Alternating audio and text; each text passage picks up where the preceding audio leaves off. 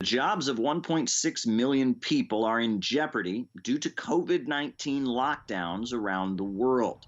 Hours have been cut, incomes have decreased, unemployment is rising.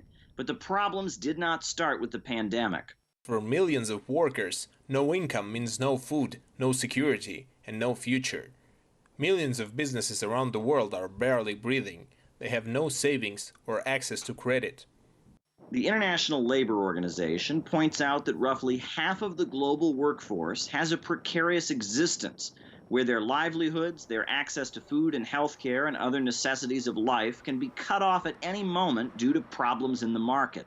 They often have poor access to healthcare services and have no income replacement in case of sickness or lockdown.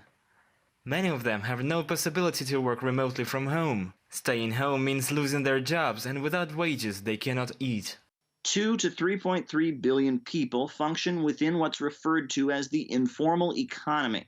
They are self-employed or they have short-term contracts. Their wages have decreased by roughly 60% during the first month of the pandemic. For them, the pandemic is not just a time to stay home and relax. They have very real fears about how they are going to pay their bills, as the International Labor Organization predicts massive losses in income are ahead for them. In terms of the economic and social effects of this pandemic, it discriminates massively. And above all, it discriminates against those who are at the bottom end of the world of work, those who don't have protection, those who don't have resources, those who don't have recourse to the types of things that we regard as the essentials of a normal life. Not everyone is in the same boat amid the pandemic.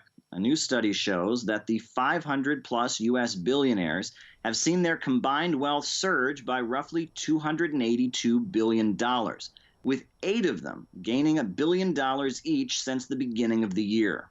Meanwhile, the weekly jobless claims keep rising and rising, with roughly 30 million of them in the last 6 weeks. A Gallup poll shows that 1 in 7 Americans would avoid seeking medical treatment if they had some key symptoms of COVID-19, fever and dry cough, because they're afraid of medical costs, and it gets worse. When framed explicitly as believing to have been infected by the novel coronavirus, 9% still report that they would avoid seeking care. Adults under 30, non-whites, those with a high school education or less, and those in households with incomes under $40,000 per year are the groups most likely to indicate they would avoid seeking out care. That crisis in the economy is taking on a dynamic of its own, I would argue, and it's not just now being driven by what's happening with the virus. The slowdown was really quite obvious in the U.S. and advanced economies. You could see it in the commodity-producing economies, especially oil. That was already slowing down. The price was already declining.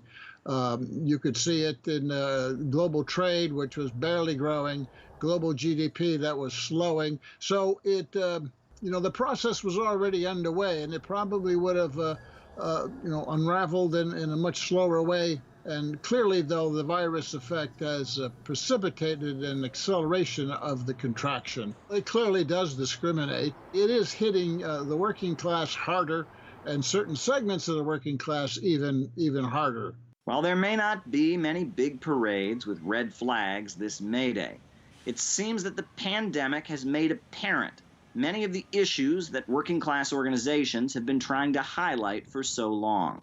Caleb Maupin, RT, New York.